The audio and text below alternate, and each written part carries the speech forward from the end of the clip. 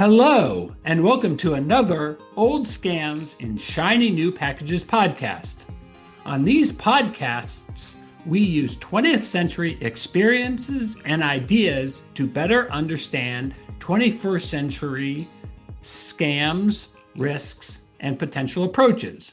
My name is John P. Rayberger, and I'm here with my podcasting collaborator, Don Wood.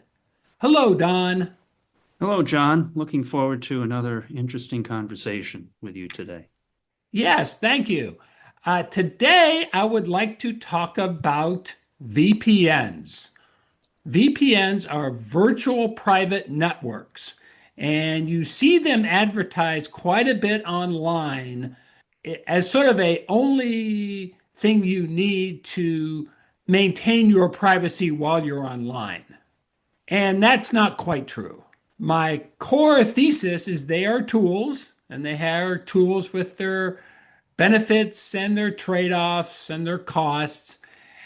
And my other thesis is that they are essentially a private messaging system. And private messengers have been around for a very long time. Private messaging goes back to biblical times. For those who maybe went to Sunday school, they might have remembered a story about Jonah and the whale.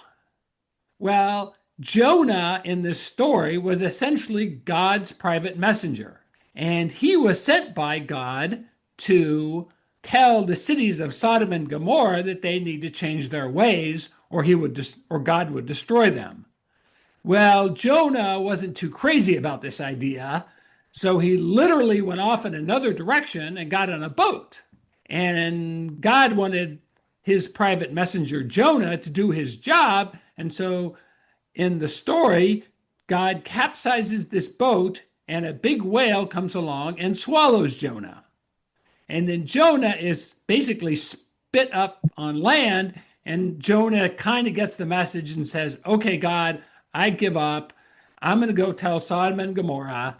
And he does tell Sodom and Gomorrah they don't change their ways and they are destroyed by God. The theologically oriented will say, well, you got to listen to God and you got to do what God says, even if you don't want to do it. But my take on this story when I heard it is that God needs to get better private messengers because Jonah was not a real enthusiastic one until he finally got it. So bottom line is private messaging has been used for a long time, and electronic private messaging has been used extensively in the 21st century, namely by the military. The military, of course, wants to keep their messages secret, so they've been using electronic private messaging based on things like radios for at least 100 years. And there are famous examples of this in World War II. If you ever saw the movie A Beautiful Mind, it's about a person by the name of John Nash and the team he worked for that cracked the Enigma machine. And the Enigma machine is used by Nazi Germany military leaders in World War II to send private messages back and forth. They send it over radio, it's encrypted, and the Germans think it's foolproof, and John Nash and his team hack it. And they basically use a early computer to replicate the Enigma machine and crack their codes, and they can read the messages of the Germans. So the Germans had a private messaging system based on radio and other electronics, and the British hacked it and figured out how to read the messages. That's also a 20th century commentary on the risks and benefits of a private messaging system. Now we fast forward to virtual private networks. Virtual private networks are just modern internet versions of these private messaging systems. They allow you to create an encrypted tunnel, quote unquote, is how I've heard it described, between you and a service or server you're trying to get to. They don't necessarily make you anonymous. They have some benefits and they have some costs and they have some risks associated with them. And one of the big risks is that by using a private messenger, like the Germans did during World War II, you have to make sure that you can trust the private messenger. That's been true for private messengers throughout history, be they electronic or in person, but it all comes down to how much you trust the private messenger or messaging service. And I'm not sure, particularly in the United States, that you can necessarily trust VPN services to keep your messages private. And so that's one of the risk factors that you need to think about if you use one of these services. Does that make sense? It does. Yeah. So what the virtual private network, John, you've described it as a kind of a tunnel, and I think that's a good metaphor. It's a tunnel that encrypts what in that It tunnel? encrypts all your traffic between you and whatever service you're going to. So it's basically a layer of encryption so that it makes it harder for anybody between you and, let's say, a person that you're trying to send a message to, whatever server they're using. It encrypts all the traffic between you and your phone or web browser and that messaging server. They're commonly used by corporations, for example, so they allow you to work from home by using a virtual private network so you can communicate in a secure manner from your desktop computer or laptop to the company's server without worrying that somebody else might be listening in on it. That's where they're most frequently used for most people who work out of the office. Does that make sense? So going to the 20th century analogies that we've been using, in the old days, which was like 20 years ago, if you wanted to send a message to a friend, you might do it through a letter, and the letter would be put in an envelope, and you'd put the letter in the envelope in your mailbox, and the postman would come and pick it up, and you lost control of it at that point. You trust that it would go to where the address says it should go. If it couldn't get there, you might have a return address on your envelope and it would come back return to sender. And that whole process, you're kind of keeping your fingers crossed that nothing bad is going to happen to this letter. The postman's not going to steam it open and look at its contents and so on. So the private network, the virtual private network, we're updating this now to the point where there's just no way that the postman or anybody between where you're sending it and where it's going to could access the information in that envelope and make sense of it. Well, Is it's a that what the little, VPN is? it's kind of like that, but it's as if the postman was really a private organization. A better example would be like a bike messenger who moves physical documents around, let's say New York City or Washington, D.C., where there is a requirement for actual physical documents to be moved around from, let's say, law office to law office. Yes. And that still occurs in the DC area. Mm-hmm. So that's a private person. It's not a government person. The US Postal System is a quasi government organization. Bike Messenger is a private messenger that takes a document from Law Office A and takes that package to Law Office B via private bicycling system. And Law Office A and B sort of trust the bike messenger that they will get it there, that he's not going to copy it or send it to anybody else first. And that's sort of a private messaging system that's sort of outside the more public. Now, a virtual one means that you don't actually know where the traffic goes. You sort of trust the system that you've paid for to send it securely and directly, but it's like you had a private bike messenger and you don't really care how the private bike messenger gets from point A to point B. It's just that you just want to make sure it happens. Does that make sense? It does. I remember those private bike messengers 30 years ago in in California where I was living in San Francisco. And they were expert bike riders. I mean, they could get anywhere. They could dart between traffic. They could go up on sidewalks. They always had a kind of swagger to them on their bikes with their backpacks and loaded up with documents back in the old days when we had documents and not emails. But they always seemed to be kind of gig workers, people who did this part-time. It's sort of astonishing that they could be trusted. Nevertheless, you could actually see them. You knew who they were, and apparently they were trusted.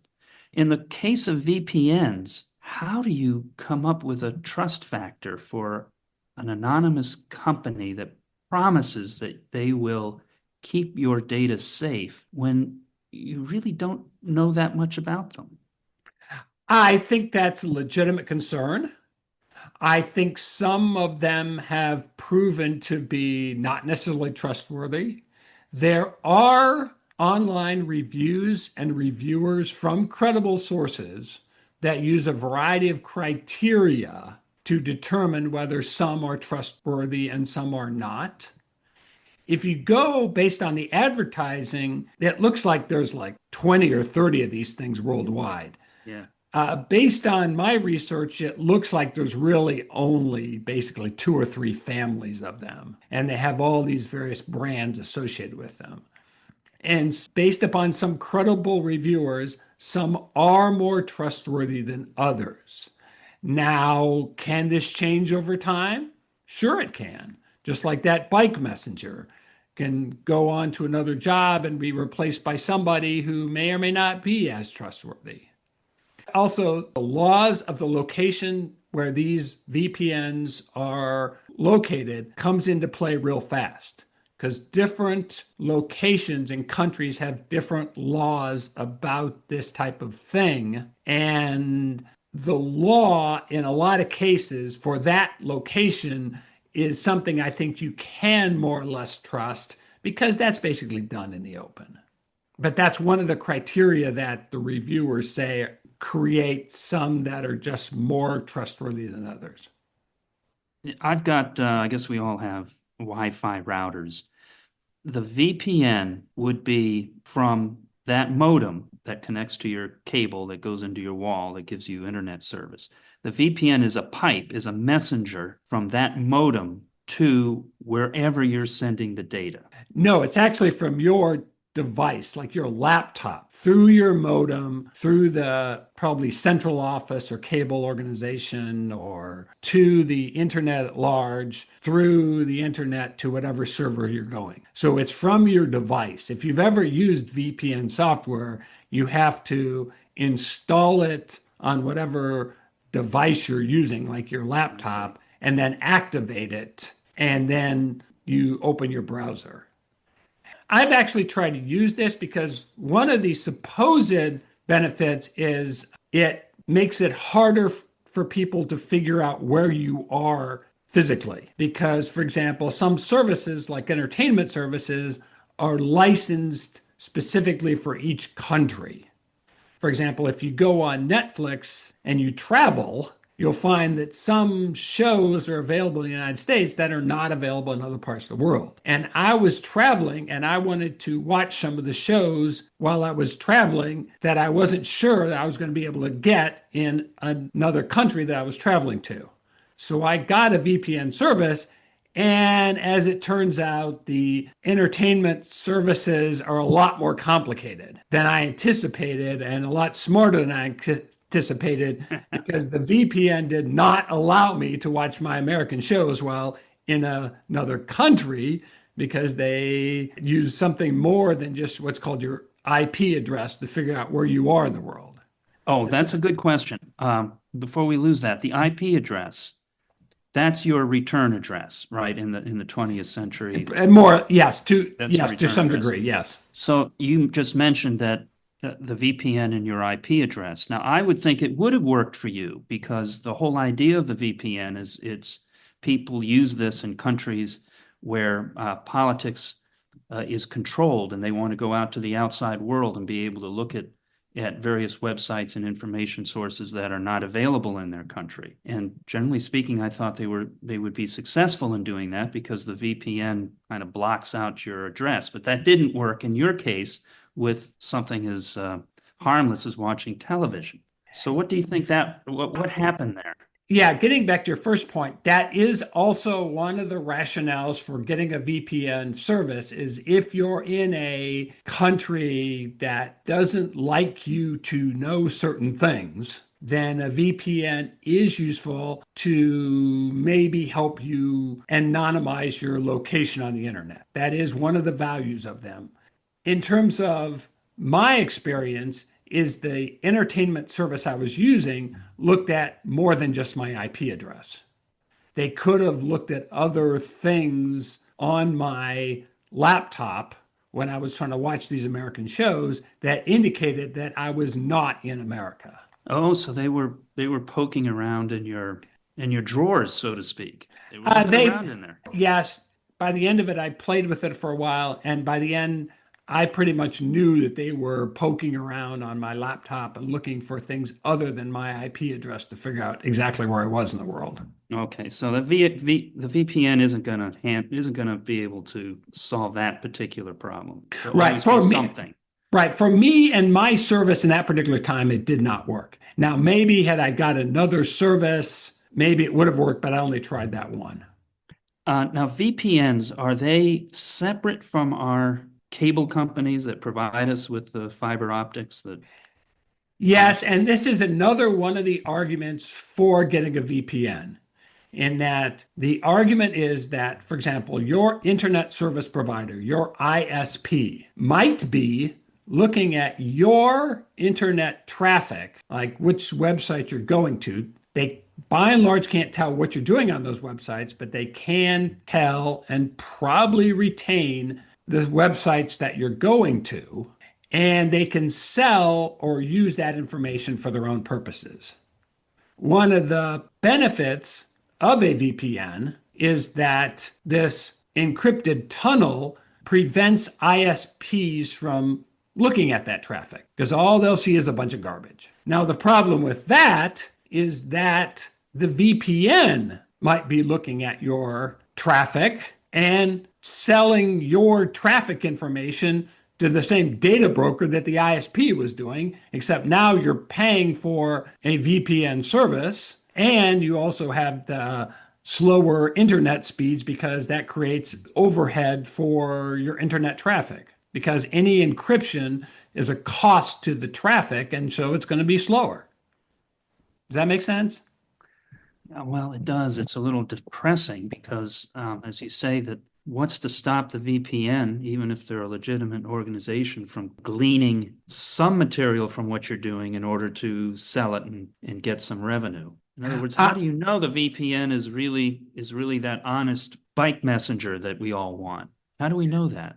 well, that's one of the problems, is I'm not sure you can know that for a given one. And again, I think it gets back to the laws where the VPNs operate. And I suspect if you're a European Union, an EU member country, I suspect their laws are more restrictive about what they can and cannot do than the US, where I don't think there are any laws about what a VPN can cull from the data stream they're picking up off your computer. So I think that's a very legitimate concern, and it probably depends on quite a bit upon what the laws are of your specific location. That's interesting because it kind of reminds me of the so-called luxury apartments. Every apartment nowadays, when it opens up, it's a luxury apartment. It's just a term that's used, even if it's nowhere near a luxurious apartment. It's labeling. Is VPN a label? Is it a marketing ploy like a No, luxury apartment, or is it a real thing? it's a very real thing. Again, it's commonly used, if, for example, if a person is a remote worker and they have a connection to their company's information system. So they go on their computer and they start their company software on their local home computer and they can connect to the company's Outlook messenger system. They are using VPN technology to do that. They're creating a dedicated encrypted tunnel, quote unquote, between their device and the messaging system that the company uses and that server. So it's a very common thing for people who work at home. So it's a very real thing. Now the real question is, do you need it, or is it worth the costs and risk associated with using it in your personal life? That's the real question. Our web browsers nowadays have private windows or incognito mode, things that are up there on the menu bar that you can select. And is that the same as a virtual private network? No. Incognito mode simply means that your browser is not keeping track of your web traffic. Now, Google is, if you use them, the server that you're going to is, but your browser is not. That's why it's jokingly called porno mode in the industry, because then there's no browser history that you have to clear when you're in incognito mode. Okay, so that's a freebie that isn't going to work. If you want a private messenger, you need to pay for it. And this would be a monthly fee, I imagine, that you pay, or a yearly annual fee, and you download the software, you hope it works. It might slow you down a little bit.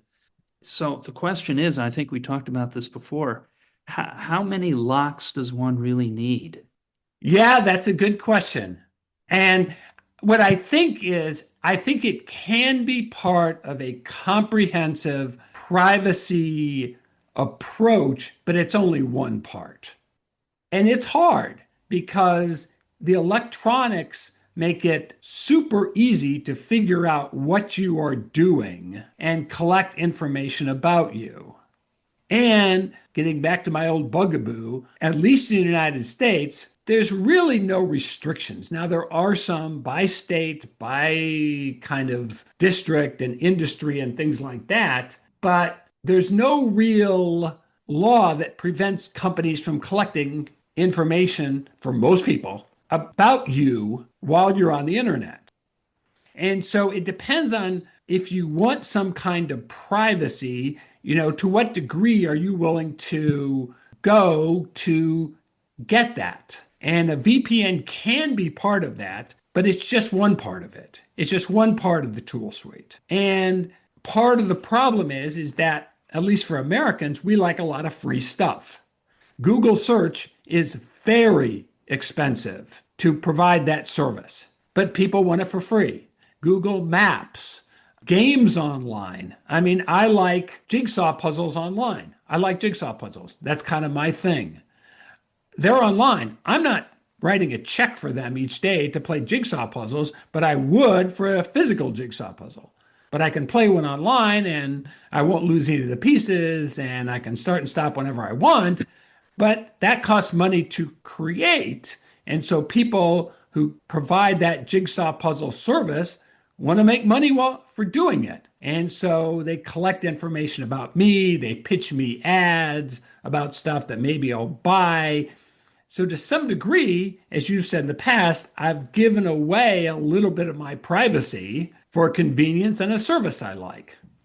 But I'm not too concerned that if I do a Champs-Élysées jigsaw puzzle today, that people figure it out and know that I like this Champs-Élysées jigsaw puzzle and it took me 12 minutes to do it. That's sort of the Faustian bargain many of us have agreed to, whether we think about it or not. Well, we just slipped into it over the past 20 years, this vast, as you say, Faustian bargain. We've just kind of unwittingly walked down this path, and now we can see threats all around us. That's true. And I want to say too that there were options along the way. There were options to support for fee web browsers. There are options along the way to get things and pay for them and maybe retain a little bit of that privacy. But most people voted with their mouse clicks and determined that they wanted free stuff. And, that's sort of the society deciding how they want the world to work. Well, it's human. It's very human to want free stuff it's evolution. We don't want to expend more calories than we need. If you translate calories into dollars, we don't want to spend more dollars than we need to. And what's better than a free web browser? There's no dollars involved there. So we go ahead and we do it. And somewhere, someone is recording some of this, unless you have a VPN. And I just read the other day that teenagers in Australia now are flocking to VPNs because there's a law that's just passed that bans social media networks, social networks, TikTok, and the rest for anybody who's, I think, under 16. So all these smart Alecs, they know how to figure this out. And they're very clever. And they, whatever they pay, I don't know what it is, 20. What is a VPN? Is it 20? I No don't idea. know. Yeah, but they're paying it because it's worth it so that they can get to TikTok. So if you want to cheat the system, you go with what the teenagers are doing. Always follow them. Okay, boomer. Yeah, that's right. Oh, totally. But it's so true. So does a VPN work on a smartphone? Yes. Would you have to download something to your phone Yes. in order to use a VPN? Yes. It probably depends on the software, but some is working all the time, and some each time you want to turn it on and off, you do it individually. Do the companies, the ISPs, do they themselves have a tier or an offer for a VPN? If they do, I've never heard it for my own ISP. Yeah, sort of VPN-ish type services are being offered by other companies. For example, if you get an eSIM, if your phone can support eSIMs, there are eSIM services out there that have VPN-ish type service that, for example, anybody who sees any data from you and you have it set for America, even if you're traveling overseas, your phone can like spoof that you're in America in terms of the internet awareness. And so, kind of VPN ish type services are being incorporated into other services too.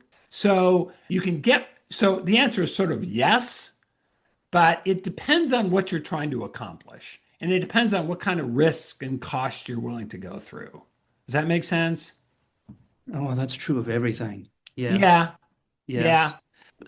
Again, I don't want to ask a question twice, so you probably already answered this, but it does seem important. Does the VPN company itself have access to where you're going, what you're doing, what your IP address is, all of Yes, that information? They yes, have it. yes. So what makes them different than your normal ISP? Well, I think that's one of the risks you have to think about when using a VPN. And it may be different, it may not be different. It depends on how much you trust the messenger. Just like, how much God trusts Jonah to go tell Sodom and Gomorrah that they were going to be destroyed, or how much the Germans trust the Enigma based radio system to send messages back and forth. I think there is some legitimate trust concerns. But, again, it's not a foolproof privacy solution. It's one part of a privacy solution suite. Does that make sense? Jonah ended up as whale vomit. Yes, he did. But he eventually told Sodom and He got Gomorrah. it done, but He they got didn't it done listen. in the end. Now, They Sodom didn't and listen. Gomorrah said no, but they didn't kill Jonah, and God destroyed Sodom and Gomorrah. Anyway, Seems that's like God could have probably should have just hired a bike messenger. yeah, I mean, I don't know. I'm not a theologian. I just remember all the stories from Sunday school, and Jonah and the whale is a fairly famous one. I think that the VPNs, in a perfect world, everybody would have a VPN. It would just be kind of like a human right. If you're going on the internet, you've got a VPN that has passed whatever professional accreditations are offered. But that isn't the case. Most people are walking around this internet neighborhood more or less naked, and we've just taken that as sort of the price of free business. I think that summarizes it well. Okay, with that inspiring comment at the end, I'm afraid we're going to have to wrap it up here. I want to finish this podcast by saying, don't be afraid. because modern scams are just old scams in shiny new packages. Thank you, Don. Yes, sir. Thank you, John. Bye.